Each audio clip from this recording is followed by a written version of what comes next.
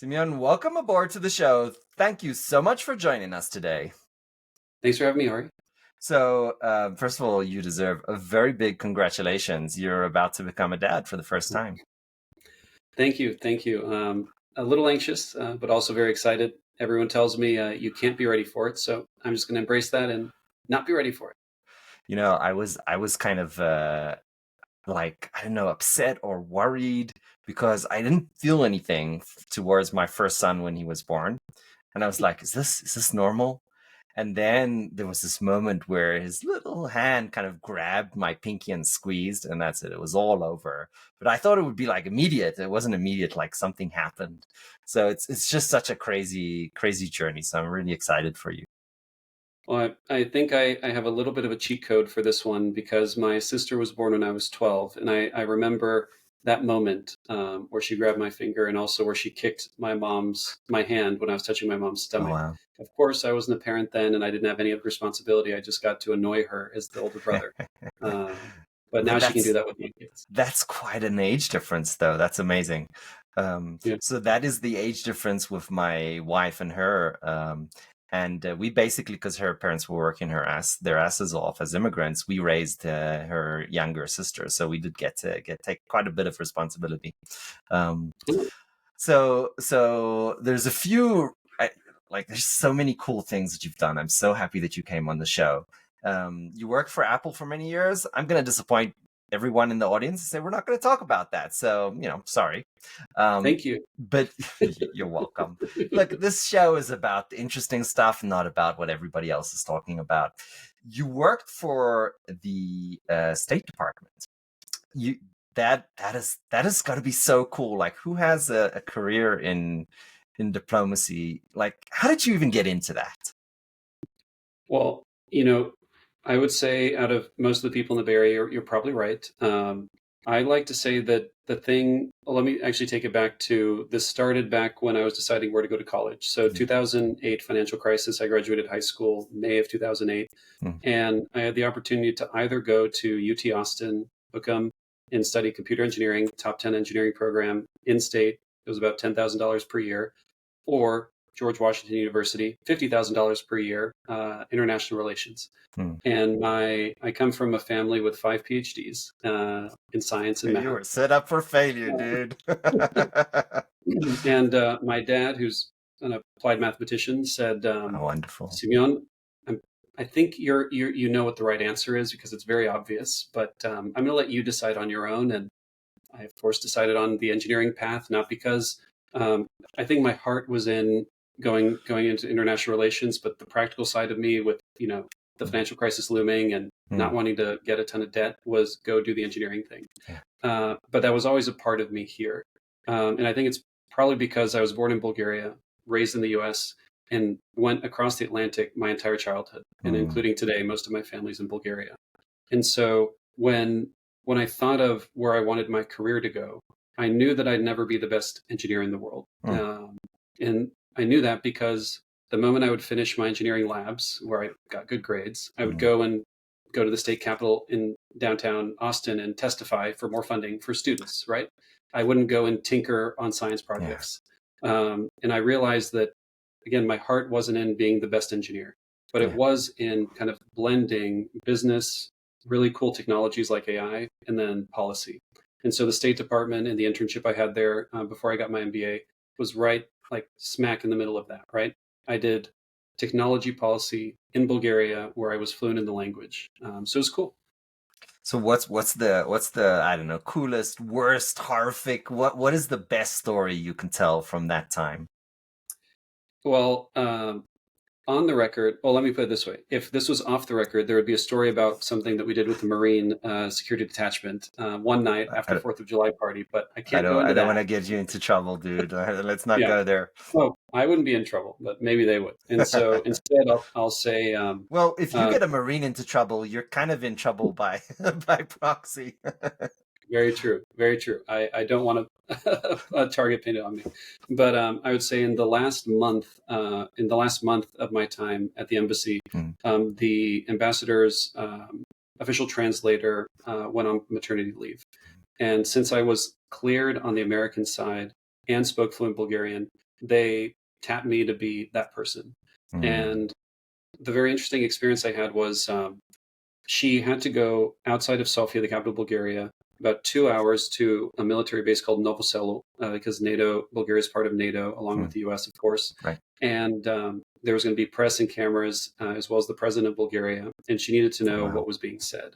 Oh, wow. And so we were leaving at 6 a.m. that morning, super early. I had to get up at 4. I didn't sleep, honestly, because I was nervous Shit, who because would blame you? I mean, I speak like family Bulgarian. I don't speak like politics Mm. Bulgarian. So I was like, am I going to do a good job? Um, and then I had to get up at 4, make it to the embassy at 5:30, and then get in the car, right? It's convoy to get to the military exercises. They put us up in this observation tower, and it was one of the coolest things I've seen. First, from the observation tower, the president arrives, and of course, you have the honor guard with the music and everything. And it made me feel proud because kind Nice. of both parts of my cultural identity were there, Bulgaria and America. Um, and then you see this M1 Abrams tank just kind of boom, Mm. right beside the president, because that the U.S. had brought those massive tanks with us. Oh, wow. And then you had helicopters coming down because it was training exercise between the two countries. Real live ammunition being fired, really loud, even with headphones like the ones you're wearing. And the funny part of this was when all was said and done, it came time for the press conference, and I was dressed, of course, with a suit and tie. I wore glasses then, and I'm a tall guy. I'm almost 6'3", and the ambassador, she's like 4'11", maybe down here, um, and the president's security would not let me anywhere near her because she was standing next to him. And so her translator wasn't there. She was on camera. He was talking, and the subtext was the Bulgarian president was saying, "We're not going to invade anybody," which is kind of something relevant you should want to know because you have American military presence there. And the screen capture of the video has me in the back being pushed back by his security, but I look like Secret Service because I'm really serious because I feel like I'm failing my job. And my glasses were transitioned, so they were shaded like dark lenses, and I was like very, very serious. You have Um, do you have an image of that? Like, dude, I'll put it on the bio. That's pretty awesome. I do. I do. I'm using my camera or my phone for this, but I'll send it to you Send after. it I to me. have Send it to me. a scary image of that. Yes. That is awesome. What happened after once everything was, done? I mean, did you have any long-term friendships or people that you kind of still are in contact back from those days? Definitely. I will say the immediate aftermath was I didn't get to ride back to Sofia in her car because she was disappointed in me. And she had a much smoother ride in the limo than I did in the follow car, but that's neither here nor there. No, I mean it was a really foundational experience for me because up until that point I had interned at the Texas Senate as a student intern. I had dabbled in some policy stuff, but not actually had a role where I was in particular case, like on the front line doing something meaningful Mm, in the policy domain. mm. And so that really solidified for me that this is important to me, right? And I think I can have an impact here. And if I can be so bold as to say, technology is becoming ever more pervasive in our lives, Yes. and the people that are making the policy decisions largely remain the same. And I don't mean this in any negative way towards those people. They tend to be undergrads in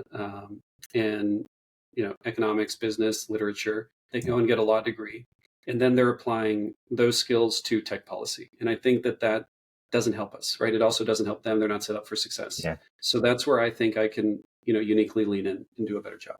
So you left the Department of State and you joined the Forces of Evil.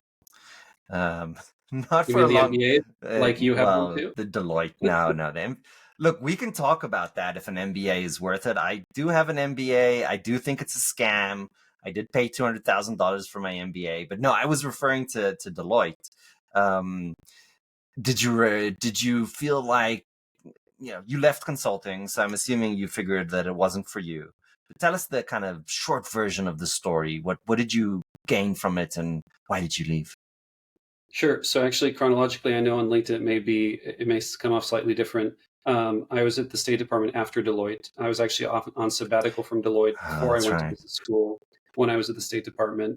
But why consulting? Why Deloitte? So at UT, and every time I say that, I have to do the obligatory hook'em, or the ghost of Bevo will spite me.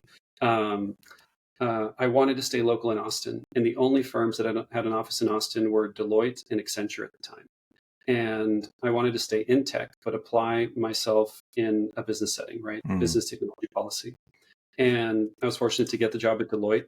And I wanted to go into consulting because I was looking for rapid experiences across many different projects, which is what they kind of sell you on in consulting. Yeah. I didn't get that, actually. What I got instead was one project for the 2 years I was there, but it was a really, really exciting project.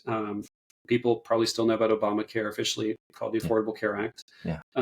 My team and we were a large team, right? I was just one person, deployed the Kentucky Affordable Care Act local system called Connect, KY-NECT, Oh, wow. which was the most successful in the country. And regardless of what one might think about the politics of it, we were the product that President Obama spoke about in his State of the Union address. And he invited our customer, the former governor of Kentucky, Beshears, to the State of the Union, because we were the highlight product. And so, as you know, for a tech project, it doesn't just happen in 3 months, right? Especially for something of that size and scale. So I was proud to build that. That's quite impressive. I mean, government work, especially healthcare related, right? This is not PII. This is like healthcare information, and then you've got the security concerns. And I mean, this is and scale, right? You're talking large scale here. It's not 500 customers, and if Twitter crashes when it gets 501 customers, like it basically did, it's fine. Like, no, you can't have your healthcare crash. This is a big deal. What were your kind of key insights or learnings after that time? Well, I would say one of the things I really appreciated about that time is that when I immigrated to the U.S., my parents came here with $700 and me. We lived in a trailer park. And while I was a child, I remember vaguely some of those things. But since then, my parents went on to be academics and very much lived the American dream. Doing this project took me back to my roots, because most of the people we were working with were people that didn't get healthcare from their company, which meant they were lower income. Many on benefits like SNAP, special assistance for needy families, I think. I forget the acronyms now. TANF. Sorry, that's temporary assistance for needy families. SNAP is supplemental nutritional assistance program, I believe. And these are people that are, in many cases, struggling financially. And this is not a project where we sat kind of in an ivory tower and developed it without talking to customers. No, we went out to the field and met. This is unique. Right? That's not, let's say, normal. Tell us about that experience. Was it just part of the program that a voice of customer would be integrated into the program, or is this something that kind of came out of the teamwork? Oh, I think this was in the way that Deloitte decided to implement the project in I'd say a much more tech forward way than maybe a government is used to doing it. And I was an analyst, eventually promoted to consultant on that project. And I was specifically responsible for interfaces. That's the technical interconnect between the federal system and the state system. So imagine, and so much technical issues here, and I'm sure they still exist, but connecting your platform to the Social Security Administration, to 10 other agencies, each with their own interface, most of which are outdated. Another team was working on the user experience, user interface, and customer feedback. And ultimately, they would go and meet with customers for about 6 months before we'd launch the project, and then after for future releases, and then funnel their feedback. Because when you enter your SSN and it's saying you don't exist as a citizen in the United States, that's a problem. That becomes my problem, right? Yeah. I think just the gravity of the responsibility that you have. It's not just, we've churned a customer. This is like, no, you're affecting somebody's life that's in need. I mean, to me, that's a whole different level. That's a mission. It's not a job. So I appreciate that. So, which is just real quick, I would go back to, I initially was a little bitter that I got put on one project for my entire 2 years. But by the end of it, I really felt like, again, I was one of many, but I made a real difference in people's lives. And I love that. I don't get to feel that every day. No, I haven't really felt that since I left the military and then worked for Celebrite.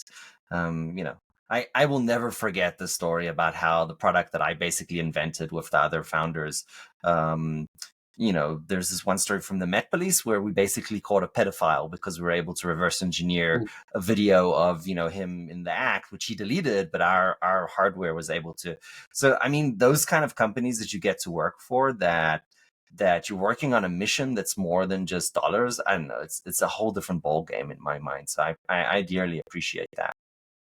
I resonate with that. Yes. So we're going to skip Apple, but a company that I am really excited about, but I don't know if a lot of people know about, is Lambda. Tell us a little bit about Lambda, because I think it's brilliant. So Lambda, I do briefly have to mention Apple just to give context on Lambda. I was one of the leaders responsible for AI infrastructure and platform at Apple. And in that context is when I got a Slack message from the VP of revenue at Lambda saying, hey, you should consider Lambda for compute. And I think he probably wasn't very successful at that message with many people, but maybe I shouldn't say this. I read every LinkedIn message I get. I'm sorry if I don't respond to all of them, but I happen to respond to his. And one thing led to another. And I like to say they didn't end up selling me compute. They ended up buying me instead. And I went over to Lambda. And the pitch was an Apple, part of my responsibility was to help design the strategy for how the machine learning platform would be developed inside of the company. And Lambda had kind of fallen into this GPU cloud business, right? They were originally an ocular company, then around the time of Google Glass, then they moved into hardware, right? They made the vector machine, the desktop, the laptop. And that was largely because Steven, one of the co-founders, CEOs, felt personal pain as a ML engineer for how he would get compute is so expensive. And so he built his own machines to do it and then found a business in that. And then when the order of magnitude of compute you needed scaled exponentially with LLMs, they kind of fell into the cloud business, similar to how CoreWeave started as a crypto miner and then fell into the cloud business. And they had been doing the cloud for about a year and a half, 2 years when we kind of connected paths. And what I had told Stephen was, I think that if you only try to go wide on scale and deploy GPUs, that's playing defense. You have to do that regardless. You also have to vertically integrate and play offense, right? Otherwise, what's your moat? What's your differentiation? And so I joined. It's a very dangerous discussion you're going down, because I have a great passion for strategy and I see so many companies doing it wrong or giving away the farm. So we could go into strategy. That would be a fun discussion. How was that taken? So you made that quite a deep insight on the strategic level. What was the response? So, as with anything, I mean, I like to say that the only thing constant is in life is change, right? Yes. Change is constant. And I'll tell you, the first hour of every morning, and my partner sees me do this because I wake up next to him and I'm already on my phone reading the news of what happened while I was sleeping. In the last 30 minutes of my day, I do the same thing. And even with an hour and a half, I can't stay up to date on everything that's happening in just a single day, let alone devise a multi-quarter year strategy for one of the leading neo clouds, right? With that said, I think he hired me, which means it was, I think, received well. And then I got to work directly with the board, and the board was very involved with working through the strategy.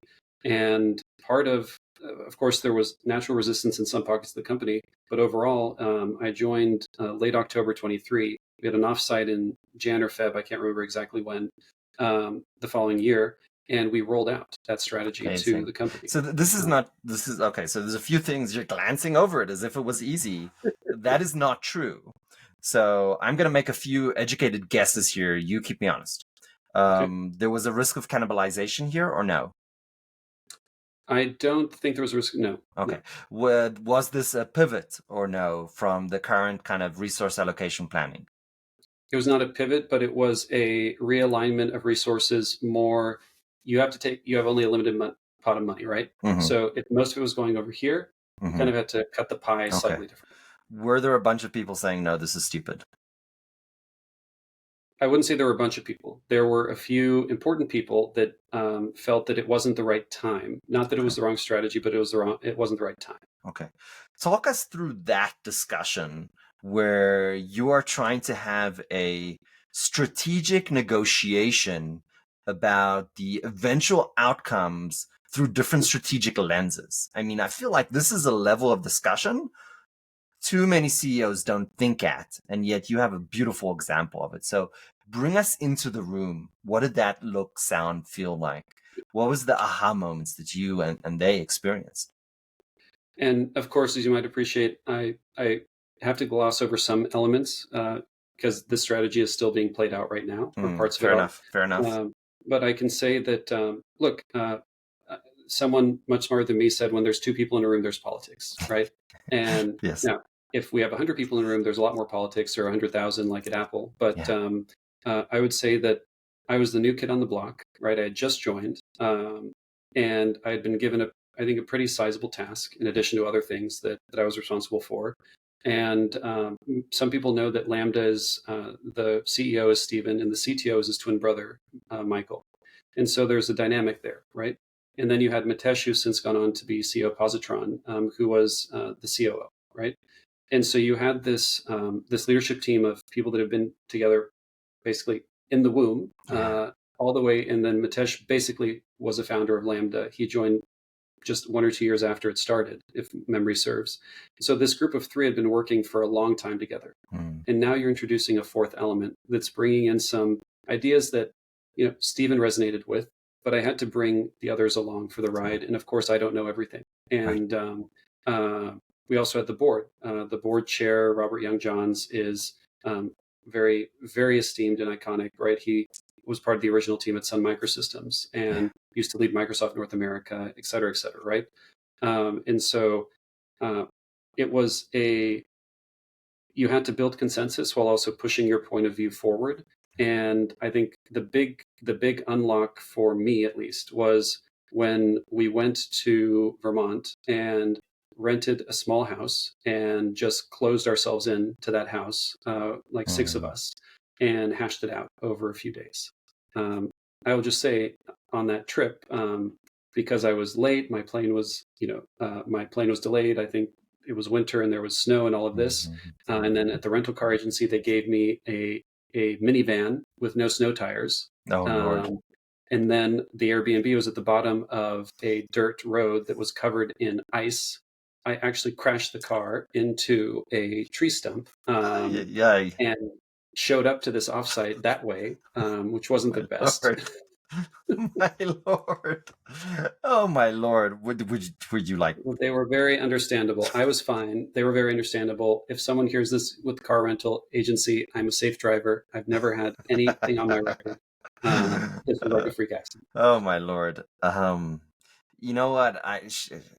Sure. I mean, it's okay to get excited about, Tesla and Apple, but it's the companies like, Lambda, and I'll mention Rackspace. I get really excited about those kind of companies. I think the stuff that happened there, and it's just such a wild journey that there's some amazing stories that I think more people should learn about. Did this feel a little bit like a hostage negotiation, or, with the company being the hostage? No, that's an interesting frame of mind. I would say that if you draw a line in the sand of, and I'll use CoreWeave because the numbers are public, since we're a public company now, I think 2.5 years ago, the revenue was like low double digits, millions. Last year, it was low triple digit millions. Now it's like 2 billion, right? Yeah. So draw the line in the sand of, you just went from, you kind of pivoted the company, and you're kind of still pivoting the company from hardware manufacturing, right? Because Lambda had a manufacturing site here in San Jose, right? Into cloud. You don't necessarily have all the same kind of talent doing one that are relevant for the other. And then you've actually gotten hockey stick-like growth in your first year and a half. Yeah, and now you have some new person from Apple coming in saying, maybe we should do even more in this other direction, while what you're currently doing seems to be working very well, right? So I wouldn't say it was a hostage, but it was definitely, I do commend Stephen for giving me the opportunity to join and push this forward. And so I hope they continue to do it. That's brilliant. I mean, when I was building Celebrite, right, and we were pivoting away from the whole phone stuff and going into forensic, we didn't know that we were building a unicorn back in the day. We were just doing our thing. Did you have that sense that, the stuff that they were doing or the stuff you were doing would have or could have such a huge impact? And I'm talking about any company right now, not necessarily. What's it feel like when you're kind of in this craziness? Oh, I mean, I listened to one of your other podcasts where I think the opening question was, I'm going to just ask you yes or no. And the first question was, forgive me if I get it wrong, but something like, I remember that is one. being an entrepreneur the hardest thing you've ever done? And the answer was an immediate yes, right? And my answer is also yes. Yes.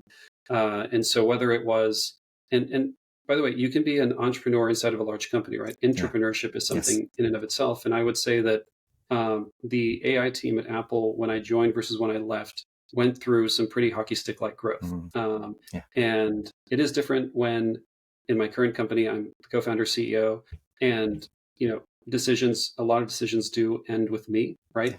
And if someone else doesn't do their job, it kind of falls back on me, right? In a bigger company, there's systems in place for that not to happen, right?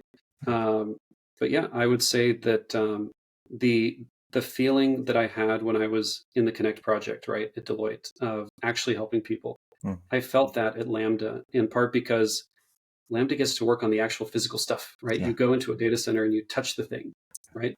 And your end customers, ultimately, if we think of the AI stack, you may be slightly removed from your grandmother who might use ChatGPT, but without you, that wouldn't be possible. Um, so I don't. I started to feel a similar sense. Mm. I love that. It's I've said this many times, electing to be an entrepreneur, at least from my experience, is electing to have a mental illness. And specifically it's bipolar because, Mhm. one day you're on the top of the world and the next, the sky is falling and Chicken Little is all around. But sometimes that Come on, happens in the that might same happen day. in the same day. Same day. Yes. You got it. Sometimes it's in the same day, sometimes in the same hour. I remember from my own stories, I actually got rejected from Techstars. Mm. And then, I was like, I can't believe it. I was kind of mopey. And then like a company dropped out last minute. And it turns out I was second in line. So, 11 p.m. at night, Lila Partridge calls me up, the managing director, and she's like, all right, we're starting next week. You want to get in? And I'm watching TV with my wife, and I'm like, who is this? Lila. And I'm like, Lila who? I was so out of it. She's like, Lila Partridge, managing director, Techstars. And I was like, yeah. Oh, it's just like, so it's these, that same day I was like, fuck, like so many things were falling apart. And then just a couple hours later, like the whole world changed for us. It was just crazy. So I deeply empathize with that, journey. Would you regret becoming an entrepreneur at any stage, or are you still on the high? No, but I would say so. Something that I feel deep in my core is the earlier you're exposed to something that's not considered normal for Yeah. you, the more normalized it becomes. And what do I Yes. mean by that? Um, my grandfather started the first Bulgarian airline in Bulgaria after the fall of communism. He was like an entrepreneur. Holy I saw shit. that, but his partners cheated him, Oh and he Lord. ended up with almost nothing. Right, but a lot of battle scars and stories. My aunt, his youngest daughter, my mom's the middle child. Yeah. Sorry, his daughter, my aunt. Uh, I saw her start and fail multiple businesses, like a child, like selling children's toys out of the garage basement of the apartment. Yeah.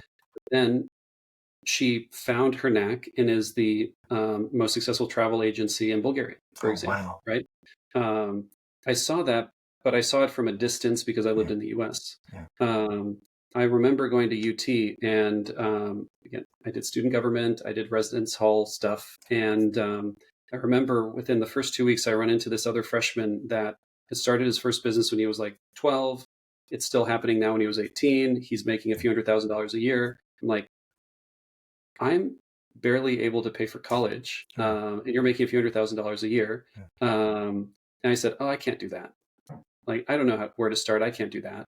And then I went to Japan after business school, right? I'm Mm. jumping ahead, but Mhm. I went to Japan for a variety of reasons. And that exposure to, hey, I could succeed in this entirely foreign country where I don't speak the language Yeah. fluently, was like, okay, well, why don't I join a startup? And I Mm. joined a startup, and it went well. And I'm like, okay, well, why don't I do one myself? And then now I'm on my third one, right? Okay. And it's, I guess, that successive exposure or opening the aperture Yeah. and I wish I had gotten that earlier. I don't know. I don't know if I would wish that upon you. I sold my first company when I was 15. So I had this, perception that, building and selling companies is easy. It's not. Um, so the problem is after that, I had yet another exit right after that. So I was sure. And then I got slapped in the face quite a few times. So, I think coming into it with a healthy, um, perception of the good, the bad, and the ugly is important and valuable. I'll tell you what was hard for me, right? If this thing, right, that we say, it took me 10 years to become an overnight success. In those 10 years leading up, you're a failure. You're a failure every day. And, if you fail with one of your companies, you shut it down, you're a failure to the outside, to yourself. When you have that coveted exit, you're a success for whatever, 24 hours or until you start the next thing. It was hard for me to kind of wrap my head around that no, I don't need to fear or feel bad about the failures, and I don't need to give a shit about what other people feel. But it took me a while to get to that stage. And I think the other thing that was incredibly difficult, and keep me honest here, because any entrepreneur that didn't have a bunch of failures is basically lying, because everybody has had a bunch of failures. And the other Yeah. thing that was difficult is to figure out when something is a bad idea and to either not start it or kill it fast. That was a hard learning as well. Uh, if I can, I just want to hit on three things. You said once you exit, your success for 24 hours. I would say people still judge you based on the company, even if you no longer run it. If you start it, they still judge you based on how it's doing today, right? Yeah. And we can look at Uber as an example. We can look at WeWork as an example, et cetera, Yeah. right?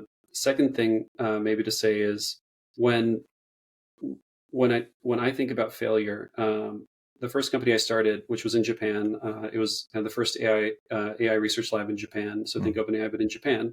Mm-hmm. Um, I wouldn't say it fully failed, but it failed to meet my expectations, and I'm not Mm-hmm. there anymore. In part because COVID locked me on this side of the border on one week when I was in the U.S. March 15th, 2020, Uh-huh. and kind of COVID shut the borders down, right?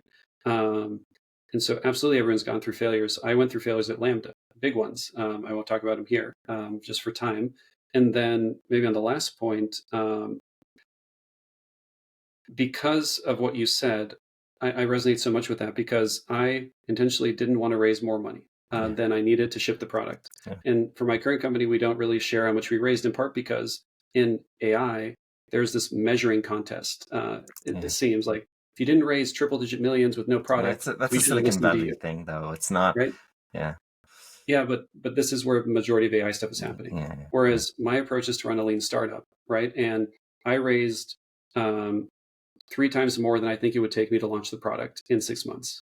And so we launched the product, 4 months ago, and we still have runway for 12 to 18 months, as opposed to having runway for 20 months or 2 years, or sorry, or 5 years. Um, I, I think over raising is unnecessary.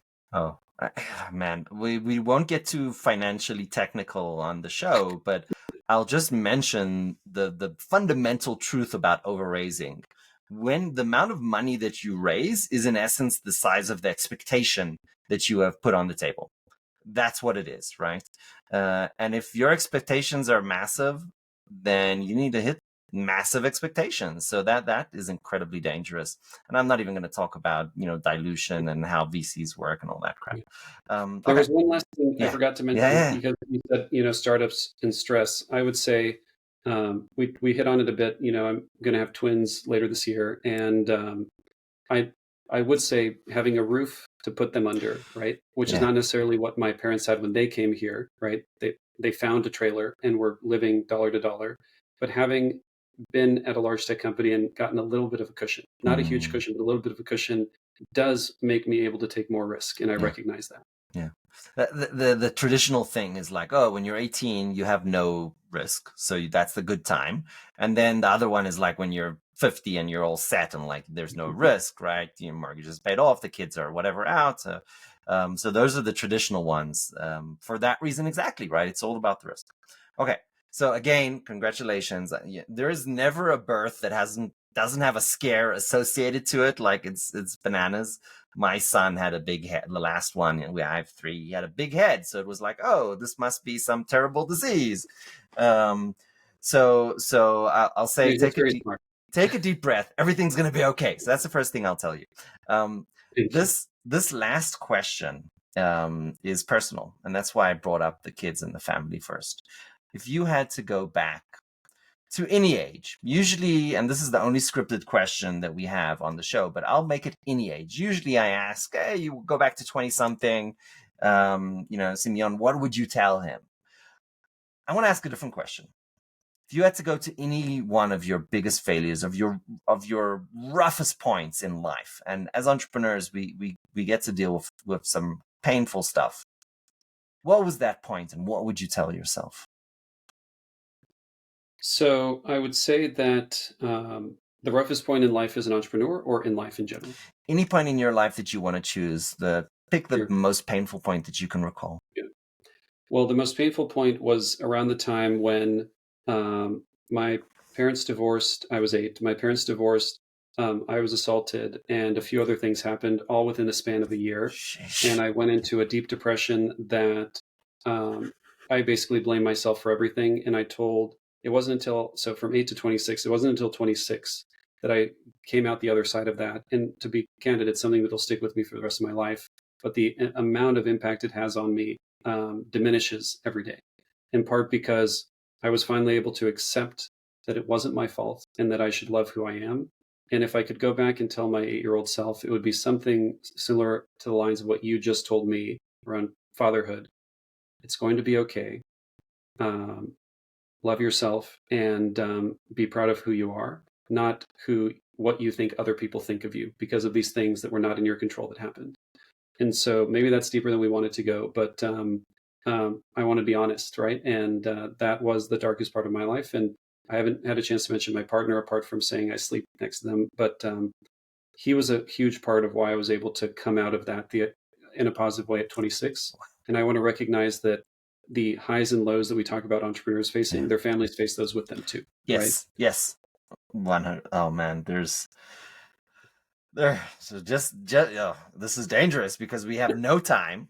The next guest is in the waiting room. They're early, so they're not coming in. But the problem with that statement is that it opens such a can of worms that we need to dive into. So I'll give you an invite to come back to the show sometime soon. I'll come back. Happy to. Simeon, but Ari, thank you for the opportunity. This was fun, as you said it would.